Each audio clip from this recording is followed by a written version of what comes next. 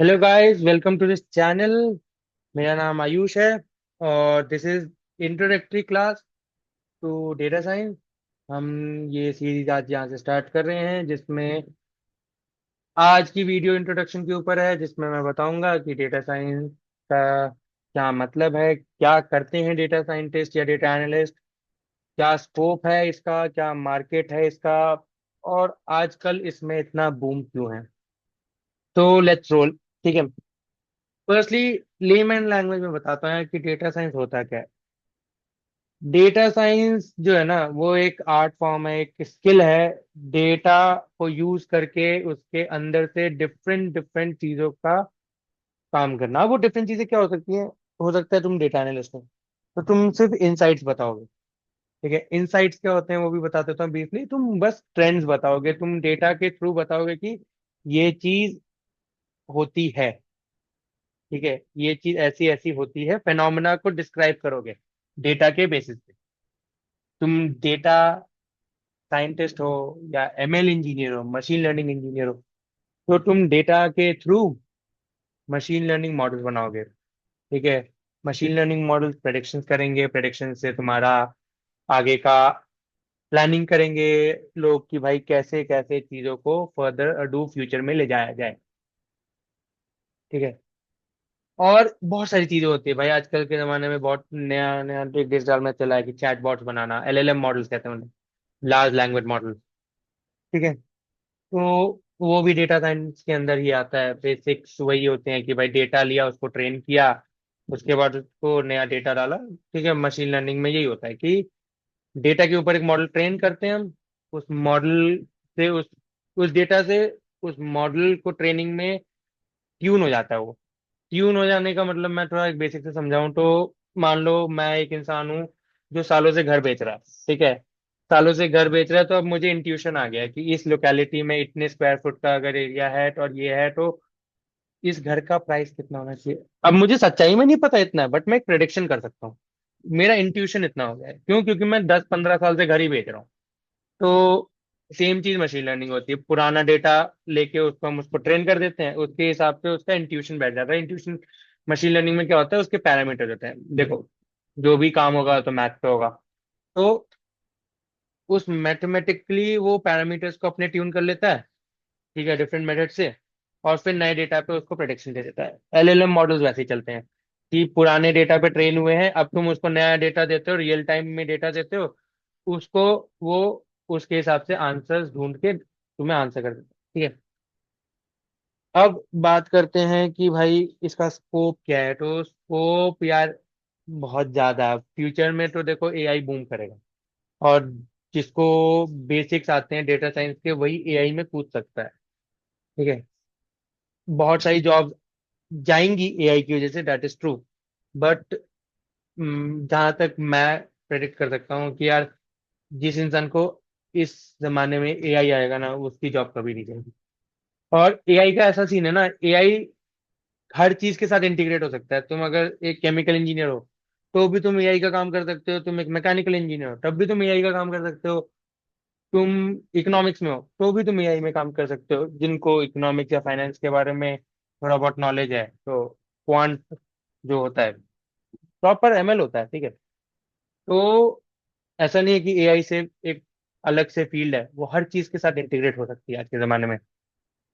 थोड़े से मैं तुम्हें चीजें बता दूं कि जितने लोगों को लगता है कि भाई एआईएमएल के लिए तो इंजीनियरिंग करनी पड़ती है, नहीं नहीं, कोई जरूरत नहीं है। एज लॉन्ग एज तुम में से जितने लोगों को यहाँ पे हो, तुम जितने लोगों ने यहाँ पे मेरे जानकारी में ये फील्ड सीखी है, irrespective of their degree they have got a job in this. ठीक है, क्योंकि कंपनी को नहीं फर्क पड़ता है भाई, दे वांट समबडी जिसको ये काम आता है, और ये कोई भी सीख सकता है। दूसरा, जितने लोगों को लगता है कि यार मैथ बहुत ज्यादा इंपॉर्टेंट है, true, to some extent only.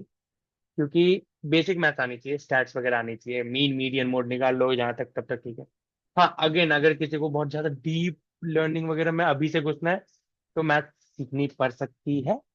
But देखो, वो ऐसा है कि तुम्हें आनी नहीं आनी बहुत डिफरेंट चीजें हैं।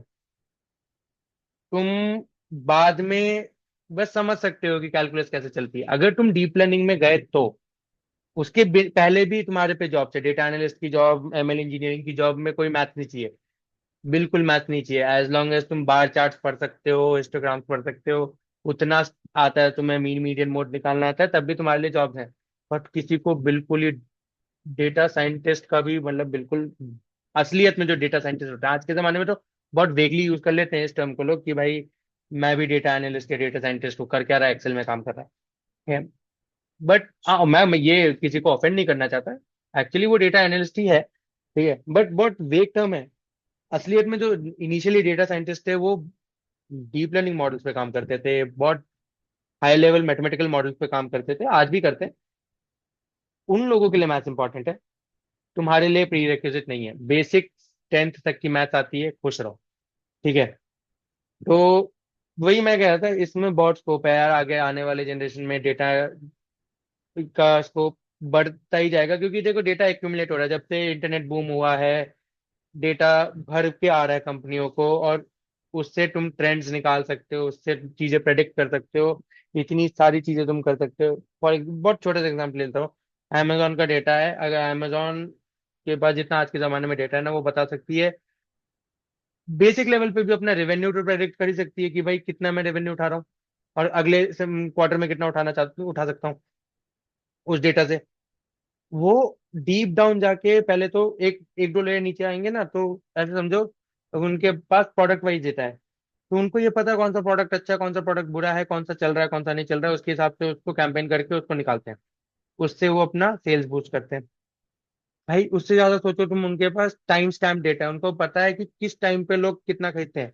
मान लो कि उनको पता है वीकेंड, फ्राइडे को सैटरडे को लोग खाली होते हैं, ठीक है, इंस्टाग्राम पे ज्यादा बैठते हैं शाम में लोग। तो शाम में अगर लोग 7 से 9 हाई ट्रैफिक इंस्टाग्राम पे, और उनको पता है कि तेरा तुम्हारा पर्टिकुलर तुम क्या चीजें पसंद करते हो, तुम्हें क्या खरीदना है, तो उसके बेसिस पे वो 7 से 9 के बीच में स्पेसिफिकली उस प्रोडक्ट का एड कैंपेन इंस्टाग्राम पे तुम्हें दिखा सकते हो। क्या दिक्कत है? देयर अ गुड चांस कि तुम्हें कुछ चाहिए था, मान लो तुम बहुत दिनों से बोल रहे थे सोफा सोफा चाहिए। अब देखो यार, सबको पता है कि माइक्रोफोन्स तो ऑन ही है, ठीक है, तो चला गया डेटा, ठीक है, किसी तरह, और 7 से 9 में तुम्हारे को अचानक सोफा का ऐड दिखता है, क्यों दिख रहा है? डेटा भाई, ये हमारा काम है। आज के जमाने में तुम देखते हो कि भाई तुम कुछ अमेजोन पे खरीदने जाते हो, तुम बोलते हो भाई कि तुम्हें वैसलीन चाहिए, नीचे टिश्यू पेपर का सॉरी या कोई भी रिकमेंडेशन आ जाता है, तो वो क्यों आता है? ठीक है, डेटा एनालिस्ट का काम है भाई, डेटा साइंस का काम है ये सब प्रेडिक्ट करना कि अगर ये बंदा ये खरीद रहा है, उसके पास्ट एक्सपीरियंसेस में इसने ये खरीदा है, तो ये भी खरीद सकता है। समझ रहे हो तुम? अभी थोड़ा आगे चलते हैं और देखते हैं हम इस कोर्स में क्या करेंगे यार। डेटा का सबसे पहला काम होता है डेटा क्लीनिंग। वैसे तो सबसे पहला काम डेटा कलेक्शन होता है, ठीक है, but data collection mostly client दे देता है, ठीक है। स्क्रेप क्रेप करने का भी एक तरीका होता है, स्क्रेपिंग मतलब कहीं से उठाना, ठीक है, उसके लिए भी तरीके होते हैं, बट हम उसको कवर नहीं करेंगे, वो थोड़ा ऐसी चीज है जो मैं दिखाना नहीं चाहता, क्योंकि बहुत जगह लीगल राइट्स आ जाते हैं उसमें, ठीक है। डेटा क्लीनिंग है, ठीक है। डेटा क्लीनिंग मतलब डेटा को, रॉ डेटा को, ठीक है, अपने तरीके से मैनिपुलेट करके उसको यूजफुल बनाना। क्योंकि कई बार क्या होगा ना, तुम्हें डेटा ऐसा मिलेगा जिससे तुम इंसाइट ही नहीं निकाल पाओगे, या इंसाइट निकालना से तुम उस पर कोड भी नहीं लिख पाओगे, कोड एरर दे देगा, तो डेटा क्लीनिंग करना पड़ता है। फिर होता है आउटलायर रिमूवल। अब आउटलायर रिमूवल, आउटलायर क्या होता है ये समझते हैं। आउटलायर समझो यार, एक शॉप है जिसमें एक एक एवरेजली इंसान 10 से 12 हजार रुपए के जूते खरीदता है। अचानक कोई एक इंसान आया 1 लाख रुपए का जूता खरीद, तो वो एक आउटलायर है भाई, ठीक है।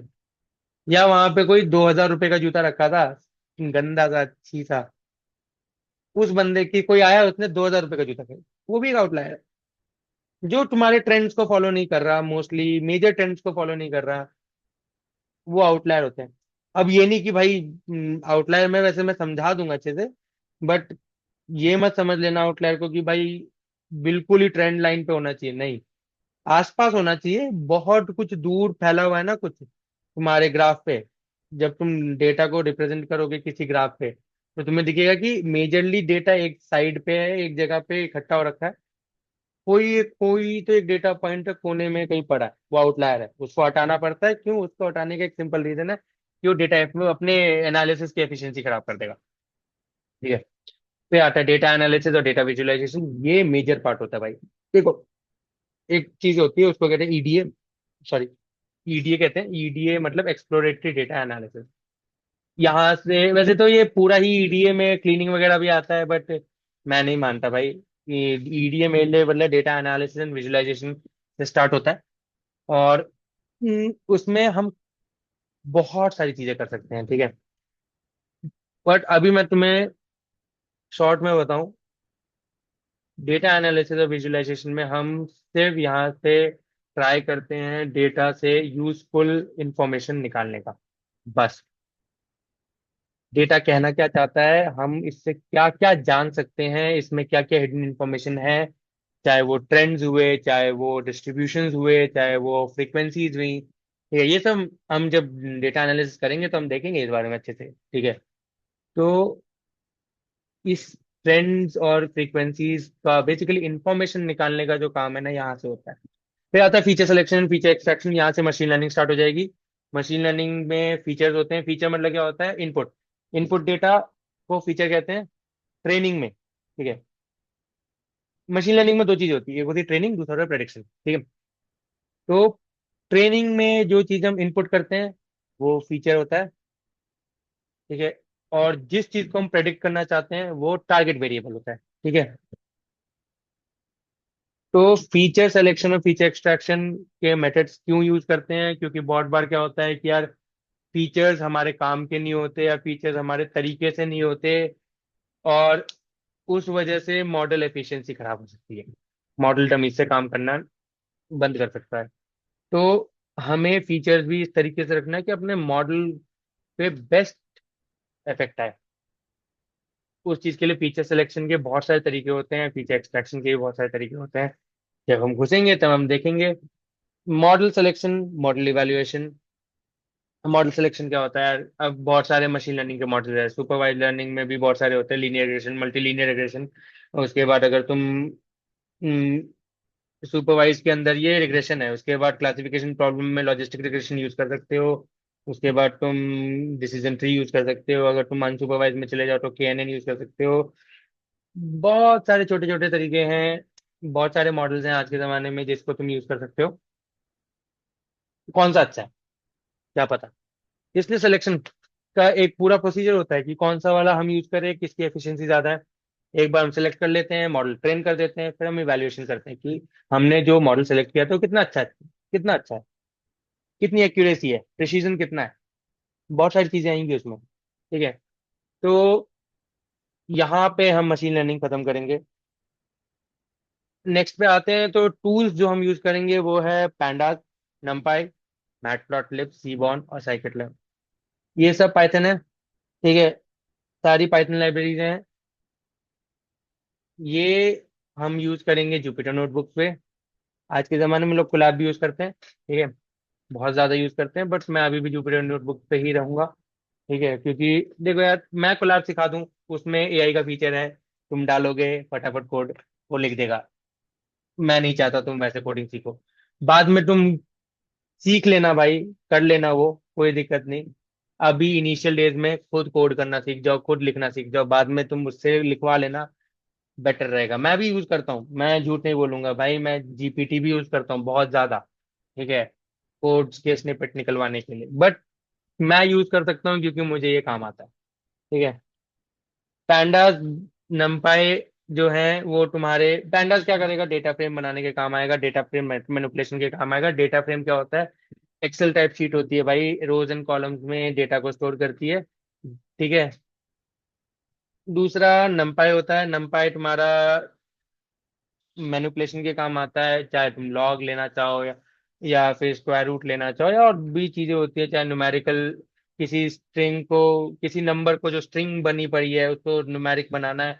तो ये सारे मैनिपुलेशन करने के लिए नमपाई काम आता है। फिर मैटप्लॉटलिब और सीवॉन तुम्हारे विजुअलाइजेशन टूल्स हैं, इन पे तुम ग्राफ्स बनाते हो, बार चार्ट्स बना सकते हो, स्कैटर प्लॉट बना सकते हो, अलग अलग तरीके की चीजें विजुअलाइजेशन कर सकते हो। और साइकिट लर्न लास्ट में आता है, जो कि तुम्हारा मशीन लर्निंग लाइब्रेरी है, ओपन सोर्स लाइब्रेरी है, जिससे तुम डिफरेंट तरीके के मशीन लर्निंग के रिसोर्सेज यूज कर सकते हो।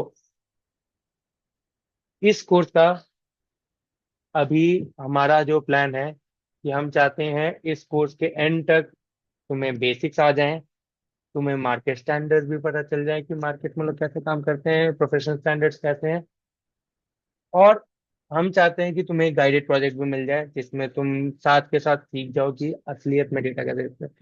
देखो, मैं प्लान कर रहा हूँ कि यार मैं अभी किसी के साथ काम कर रहा हूँ, ठीक है, लोन प्रेडिक्शन पे, ठीक है। बट देखते हैं, अगर मुझे उसका कोई अच्छा डेटा सेट मिलता है, क्योंकि मैं अपना डेटा सेट यहाँ नहीं दिखा सकता, सॉरी, एनडीए साइन किया हुआ है मैंने। जस्ट इन केस मुझे कोई डेटा सेट मिलता है तो मैं तुम्हें वही मॉडल करके दिखाऊंगा। मैं सिखाऊंगा कि डेटा क्लीन कैसे किया मैंने, उसमें सारी चीजें जो मैंने अभी तक इस पूरे प्रोसेस में लिखी थी, हम वो सब करेंगे उस डेटा सेट पे, अगर मुझे कहीं पे भी वो डेटा सेट मिलता है।